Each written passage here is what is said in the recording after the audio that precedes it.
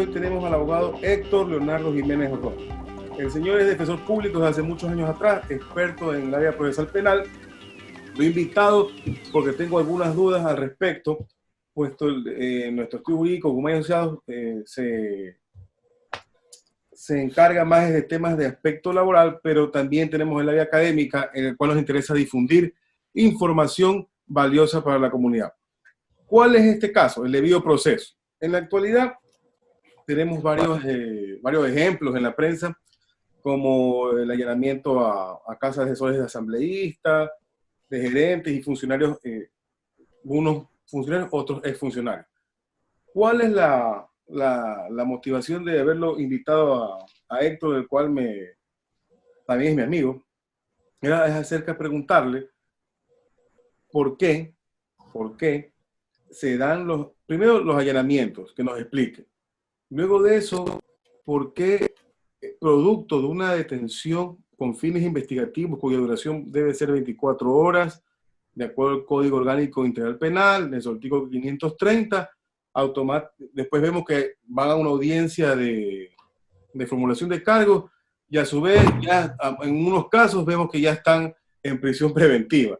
Entonces, es un tema que quisiéramos preguntar, más que todo, si en el momento que está en un allanamiento, y el fiscal tiene obviamente que reconocer evidencias, objetos por los cuales hizo el allanamiento, en estos casos, hablamos de lavado de activos, peculado, ¿es posible implicar alguna flagrancia? Esa es más o menos la duda, mi querido Héctor. Esa es la pregunta que tengo en estos momentos.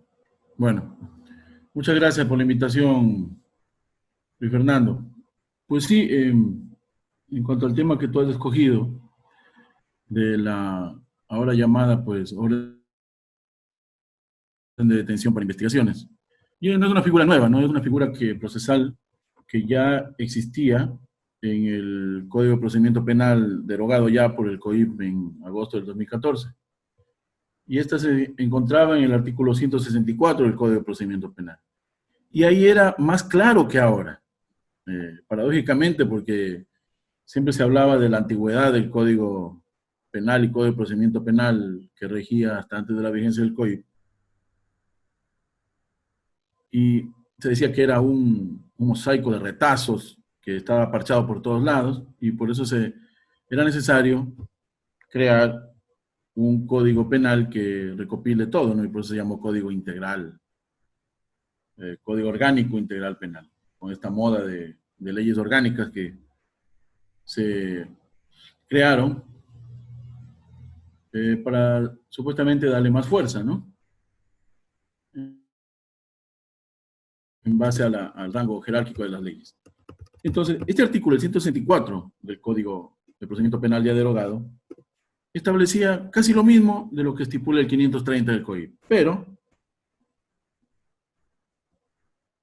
iba más allá, porque asimismo el artículo 165, el siguiente, este establecía y delimitaba lo que se podía hacer cuando se ordenaba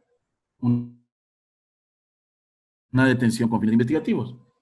Y lo importante aquí, lo que difiere con lo del artículo 530, es que se decía, se estipulaba en el artículo 165 del Código de Procedimiento Penal, dice que dentro de este lapso de las 24 horas que no podía exceder, como es ahora, la detención para investigaciones, de encontrarse que el detenido no ha intervenido en el delito que se investiga, inmediatamente se lo pondrá en libertad. Y en caso contrario, de haber mérito para ello, se dictará auto de prisión preventiva, auto de instrucción fiscal y de prisión preventiva si fuere procedente. ¿Por qué existía esta norma? Porque estaba en vigencia cuando se legisló, estaba en vigencia la Constitución de 1998, que en su artículo 24 establecía en una de las garantías de que se podía hacer esto, y no se establecía como en la Constitución 2008 de Montecristi. En el artículo 77 dice que la prisión preventiva no será la regla general, dice ahora, ¿no? Antes decía que debería ser excepcional, se cambió en la enmienda y se puso que no será la regla general. Pero eso no existía en la Constitución del 98. Y por eso se legisló el 164, 165 y 666 del Código de Procedimiento Penal. Pero ya, pues como sabemos, en agosto del 2014 entró en vigencia el Código Orgánico Integral Penal y pues, cuidándose de ser, aunque sea en la forma,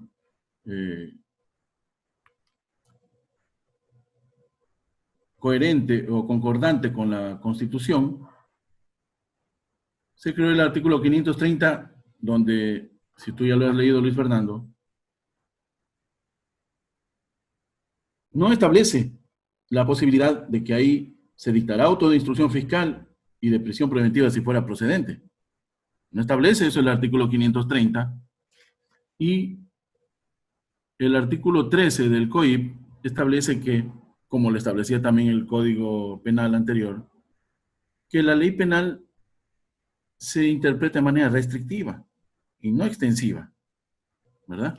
Es decir, como dice el código, el artículo 13 del Código Orgánico Integral Penal, que la interpretación de materia penal se realizará en el sentido que más se ajuste a la Constitución de la República de manera integral y a los instrumentos internacionales de derechos humanos.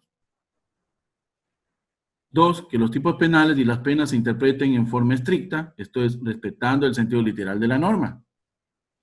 Y 3, que queda prohibida la utilización de analogía para crear infracciones penales, ampliar los límites de los presupuestos legales que permiten la aplicación de una sanción o medida cautelar o para establecer excepciones o restricciones de derechos.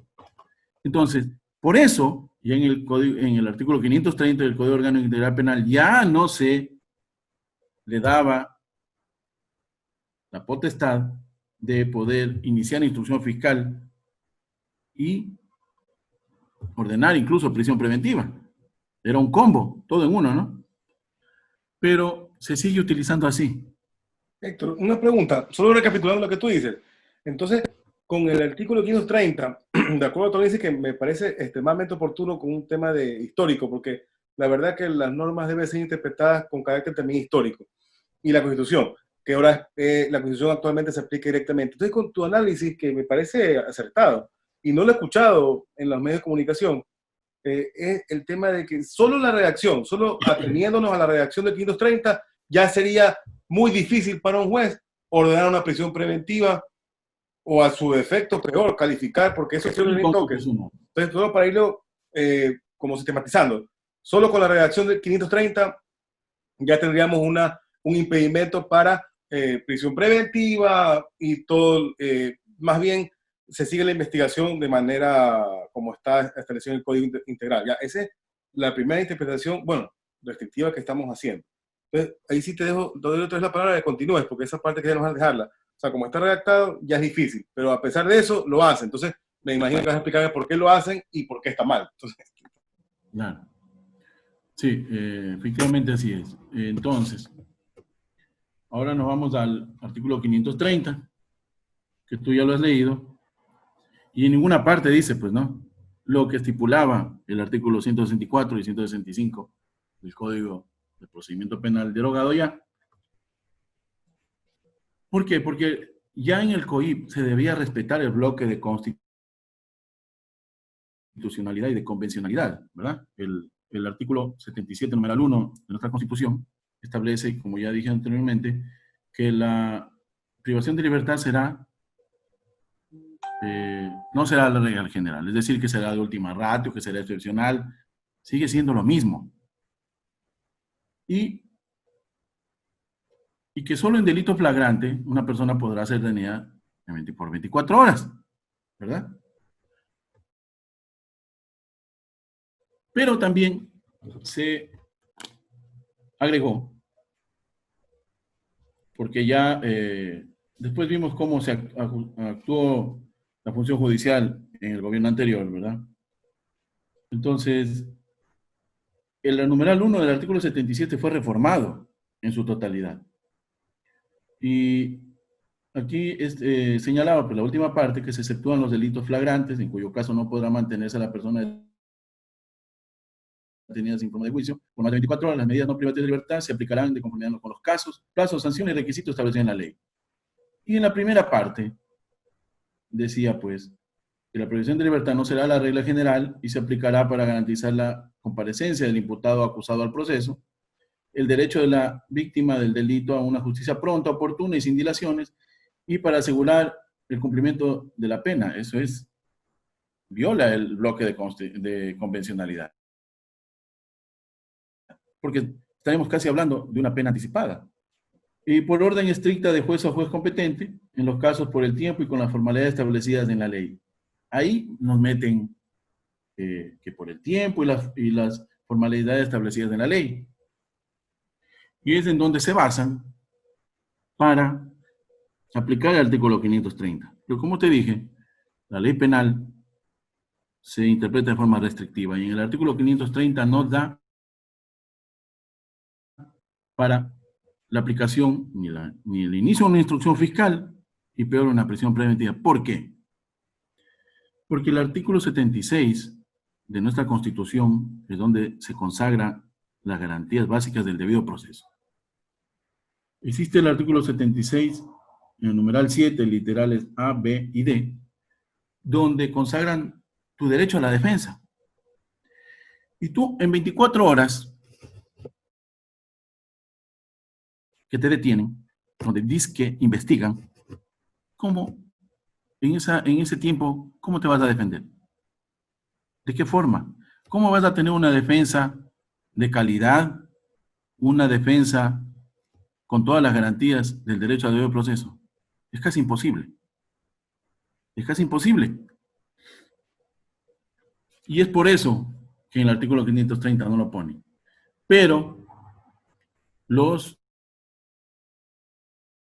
fiscales lo interpretan de otra forma y dentro de esas 24 horas, incluso pasando pocas horas después de la detención, ya le piden al juez una fecha o una hora para la formulación de cargos, que debe ser dentro de las 24 horas. ¿No? Guardan esa forma para, según ellos, respetar la Constitución. Entonces, dentro de esas 24 horas ya le piden al juez, a veces sin haberle tomado siquiera versión a la persona detenida. Ya le piden al juez hora para la audiencia de formulación de cargos de delito no flagrante. Y en esa audiencia de formulación de cargos, solicitan al juez, obviamente, que ese es el objetivo, el inicio de instrucción fiscal y la medida cautelar, que por lo regular es prisión preventiva.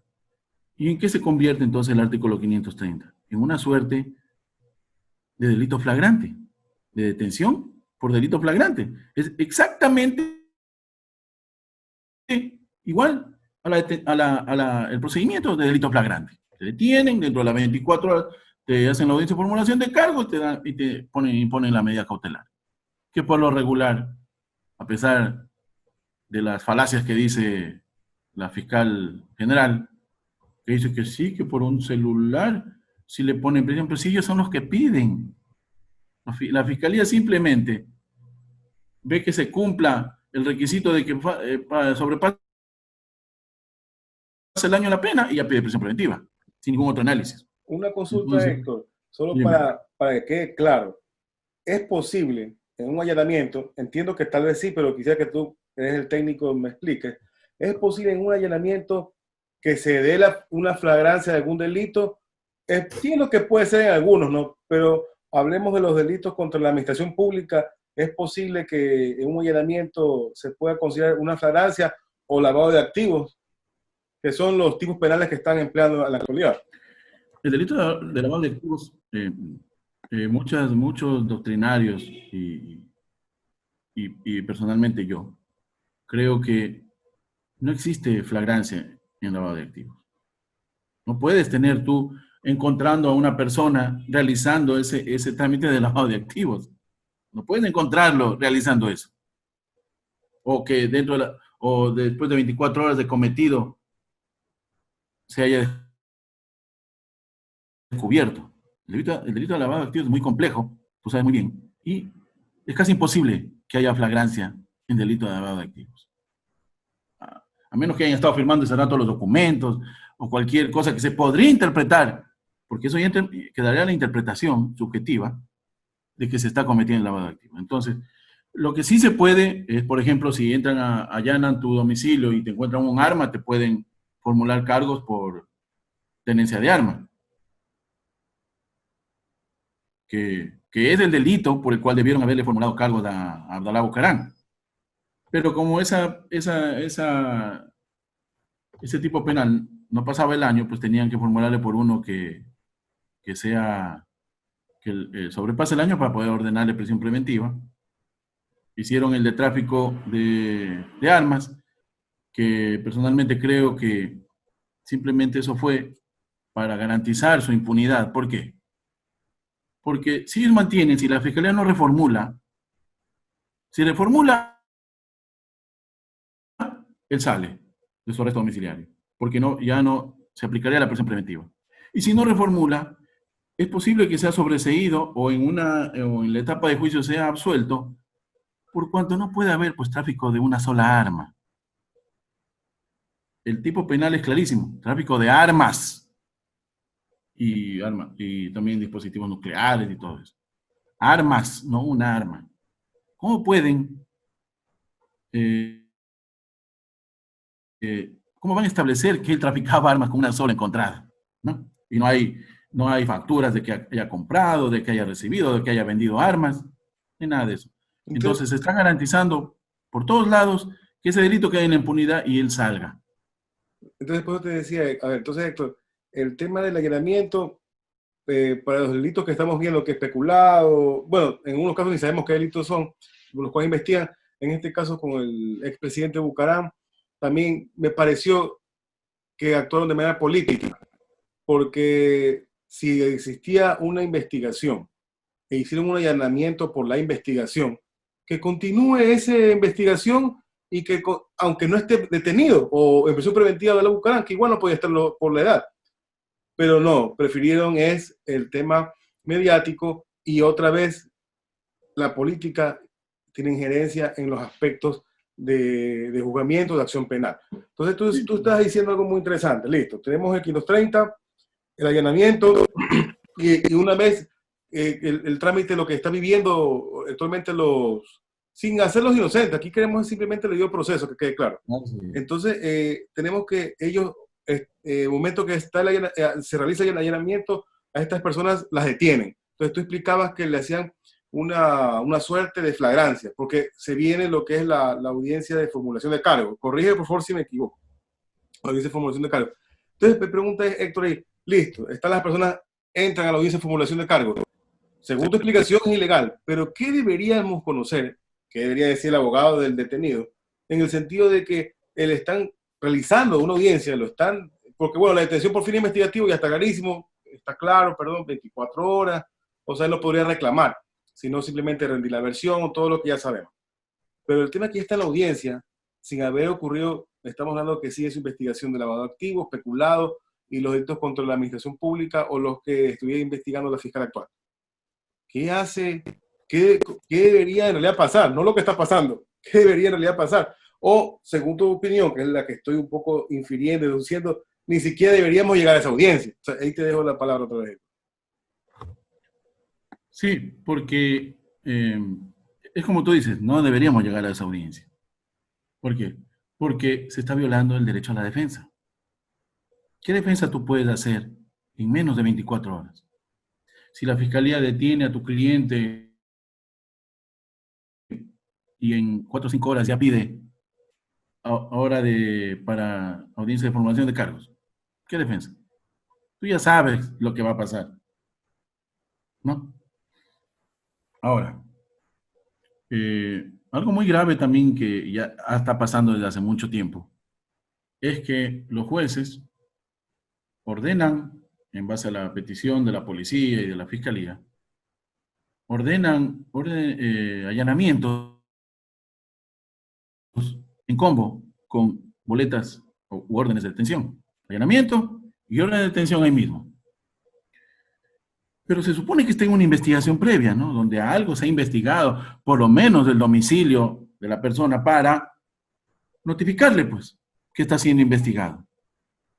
Pero lo que se hace con esto es es ser obvios y evidentes de que están violando su derecho a la defensa.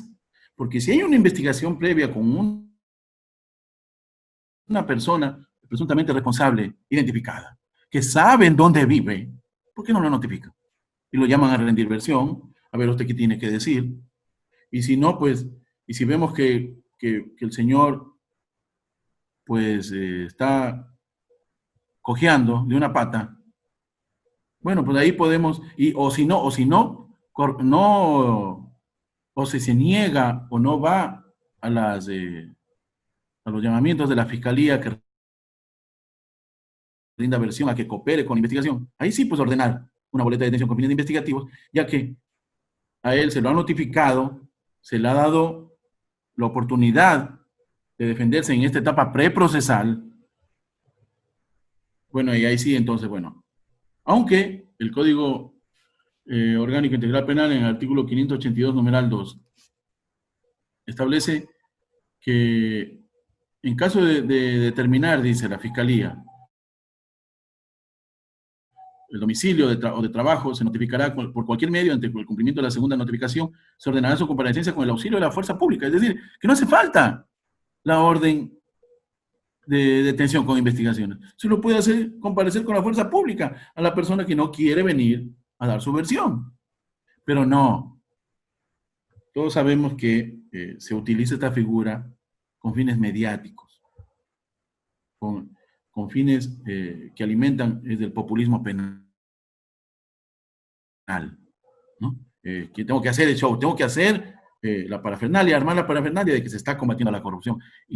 Han abusado y siguen abusando del artículo 530 del Código Orgánico Integral Penal, deteniendo a las personas sin notificarlas y dejando en evidencia, para los que sabemos, para los abogados que sabemos y conocemos algo del procedimiento, que se está violando el derecho a la defensa. Y como tú sabes, el golpe es mediático. Pues las personas que no saben, no tienen conocimiento del procedimiento penal, entonces está bien, qué bien cómo se está con los presos, están violando derechos. Cuando les llegue a ellos, ahí ya no les gustará. Y pues, lamentablemente es así. Eh, y esto viola incluso lo que establece el artículo 7, numeral 2 de la Convención Americana sobre Derechos Humanos del Pacto de San José de Costa Rica. Ahí se establece que no se podrá detener a una persona de esa forma, lo que tiene coherencia con nuestra Constitución. Entonces, lamentablemente, Luis Fernando, eso es lo que está pasando y eso es lo que le está mediáticamente dando resultados al gobierno y como le daba resultados también al gobierno anterior. Mira, yo y quiero profundizar porque he estado analizando, porque para mí no es correcto que por la, no estoy, no, o sea, quiero hacer una crítica a la prensa, a los medios de comunicación, lo voy a hacer, pero creo que es por la ignorancia de ellos. No es correcto que ahora todos creemos que el allanamiento es sinónimo de detención, sinónimo de que ya va detención, No te lo aprehensión, ordenen prisión. en cómo. Y yo veo, por ejemplo, el artículo 482, el numeral tercero del Código Orgánico Integral Penal, dice que practicado el allanamiento, el fiscal reconocerá en presencia de los concurrentes las dependencias del local allanado, las armas, documentos u objetos concernientes a la infracción. ¿Por qué resalto esto? Porque se entiende que estoy investigando y el allanamiento tiene fines más de compilación de elementos de elementos de convicción. Exactamente, recogerá los elementos de convicción. Entonces yo soy un poco, me siento lento al entender esto. Y yo te quiero decir es que no puede ser posible que nosotros ahora, primero un allanamiento, se establezca exactamente la detención. Segundo, tú ya has explicado, con el artículo 530, no, el artículo 530 no coadyuva a que se den las órdenes de detención. Todo lo contrario, peor, una instrucción y más aún una audiencia de calificación de flagrancia. Los delitos por los cuales muchos han sido investigados parece ser que ni siquiera tendrían la posibilidad de ser flagrantes. Entonces, te hago una pregunta. El procedimiento que le hacen a estos vamos a hablar del caso Iván Espinel, asesor de Daniel Mendoza. ¿Les hacen procedimiento directo o qué procedimientos le hacen, ya que los han lanzado al canal de la flagrancia? ¿Qué procedimientos siguen después de una vez que le han dictado la prisión o las medidas alternativas? ¿Me estás hablando de la flagrancia o de la formulación de cargos de delito no flagrante? No, te hablo, por ejemplo, en los casos mediáticos. Hacen el allanamiento, lo detienen por investigaciones, lo sientan en una audiencia de formulación de cargos y automáticamente ellos están ya inmersos en el procedimiento directo. No, no. No, eso quiero que nos expliques. Ya, el procedimiento directo es un procedimiento que está en el artículo 640 del Código Orgánico Integral Penal. Un procedimiento violatorio de casi todas las garantías básicas del debido proceso. Pero está vigente. Y nadie ha pedido su inconstitucionalidad, lamentablemente. Pero está ahí. Pero el procedimiento directo es para juzgar delitos flagrantes que tengan una pena hasta 5 años de privación de libertad. Entonces, o que sean delitos contra la administración pública, o sean delitos contra la estructura del Estado. Esos no son los delitos que la pena sobrepasa los 5 años. Y los delitos que te acabo de mencionar deben ser procedimientos ordinarios, ¿no? Y el procedimiento directo es para los delitos menores con penas hasta 5 años. Entonces, el procedimiento directo no tiene nada que ver aquí en cuanto a las infracciones y a las conductas penalmente relevantes que han estado investigándose, como tú dices, peculado, lavado de activos. Muchos de los allanamientos son por tráfico de droga, también que son delitos mayores, ¿no? Entonces, el procedimiento directo nada tendría que ver aquí. Ahora, lo que se ordena es, luego de la detención para investigaciones, donde a lo mucho se le toma una versión, a veces ni eso, es que la Fiscalía dentro de las 24 horas pide audiencia de formulación de cargos, pero de delito no flagrante, porque no se le encuentra ningún delito flagrante, a menos que el caso como el de Abdalá, que se le encontró en su casa un arma. Es un delito flagrante que no tiene nada que ver con el delito que había sido investigado y que propició la orden de allanamiento y su orden de detención para investigaciones. Se lo encontró en un delito flagrante porque él dijo, sí, esa es mi arma, ¿verdad? Y pasa con muchas personas también, van a las casas, les allanan por tráfico de droga y encuentran unas cosas que no pudieron, artículos o electrodomésticos, lo que sea, que no pudieron justificar su origen o que la policía logró establecer que hay denuncias de robo, de esas cosas, por receptación, o si encontraron armas, igual por tenencia de armas. O sea, dentro del allanamiento, si se encuentran delitos flagrantes, se hace una audiencia de flagrancia. Si no, se hace la audiencia de formulación de cargos por delito no flagrante. Pero como el caso de Bucaram, se lo encontró el arma, le hicieron audiencia de flagrancia. No le formularon cargos por peculado, ni por lavado de activos, ni por tráfico de influencias, ¿no? No le formularon cargos, sino que ya tenían pues el delito flagrante para dar el golpe mediático, ¿no? Entonces hicieron la audiencia de flagrancia, donde todos saben, la misma fiscal que salió con total desvergüenza a decir, a echarle la culpa a los jueces, cuando el juez no podía ordenar otra cosa que el arresto domiciliario por la edad del detenido. Salió a echarle la culpa diciendo que ella encontró las cabezas y que los jueces son los que los sueltan. Es una deslealtad terrible. Y si ella en realidad cree eso, está denotando algo que sería gravísimo en una fiscal general, un desconocimiento total de la ley penal. Entonces ya hecha esa diferenciación de lo que es el procedimiento directo y el procedimiento ordinario, lo que se está pues haciendo con el artículo 530 es una mala utilización y un exceso, y se está violando la garantía básica del debido proceso y el bloque de constitucionalidad y de convencionalidad. Bueno, eso, entonces ya, listo, queda claro, el presidente directo no tiene...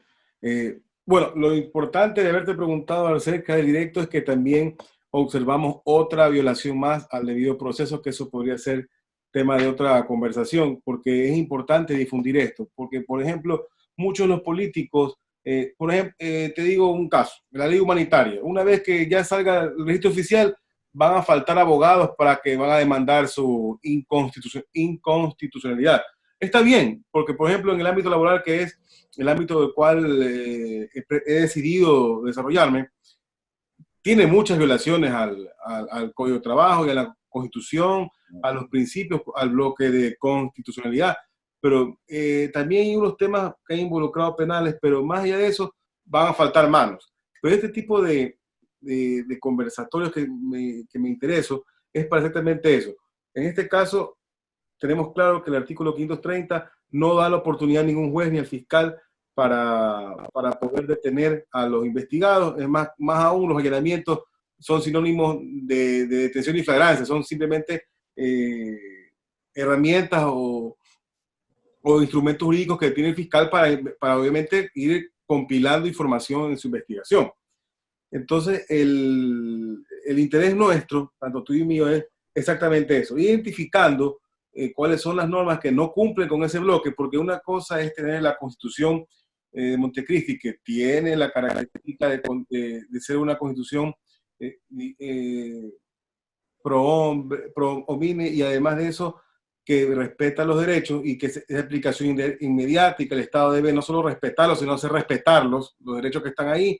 Los derechos están en la cúspide también, no solo los tratados, y además de eso, como tú explicabas, el bloque de convencionalidad y de constitucionalidad son documentos también que están por fuera de la Constitución y las leyes de aquí, sino también normas supranacionales, y no solo convenios que hemos suscrito, sino también muchas veces informes y sentencias de la Corte Interamericana. Entonces, Héctor, yo quería como en primer lugar agradecerte muchísimo, porque ha sido clarísimo, didácticamente muy claro. A todos los que no conocemos el ámbito penal nos ha quedado clarísimo, y más bien invitarte para una próxima y tal vez hablar del procedimiento directo, porque eso es lo que debe interesarnos a los abogados ahora. En el momento que encontramos violaciones normativas, intentar expulsarlas del ordenamiento jurídico, y no solo buscar lo que tú dices, el show, sino también ir haciendo un poco de país en el momento de haber identificado estos problemas y trasladarlos ahora sí al ámbito práctico de la búsqueda de su expulsión del ordenamiento jurídico. Entonces, no me quedo más que agradecerte, y nos veremos en una próxima, Héctor. Muchísimas gracias. Oye, Luis Fernando, que antes de terminar quería hacerte una precisión. Que el artículo 530, pues, su aplicación, como se lo está haciendo ahora, tiene una contradicción básica. Se utiliza básicamente para las personas que están siendo investigadas, que no pueden ser localizadas, ¿verdad? No pueden ser localizadas, la Fiscalía no puede acceder a ellos y tiene que ordenar su detención para poder hablar con ellos, tomarle su versión, escuchar su verdad, pero van acompañados de un orden de allanamiento, es decir, que saben dónde viven. Entonces, es una contradicción. Si no lo pueden encontrar y giran la boleta de detención, ¿cómo saben dónde encontrarlo? Allanan y lo detienen. Eso es gravísimo, la forma en que lo utilizan. Pero nadie repara en eso. Los jueces saben bien lo que están haciendo. La fiscalía también lo sabe. Pero ellos se amparan, como ya te dije, en el show mediático, y para que simplemente la opinión pública diga, sí, está bien, está muy bien lo que están haciendo, deténganlo, deténganlo, deténganlo. Pero solo cuando a ellos o a sus familiares les toque, ahí entenderán. Gracias a ti, Luis Fernando. No, gracias por esta aclaración. Eso quiere decir que es más grave la aplicación actual. Igual, muchísimas gracias, Héctor, muy amable.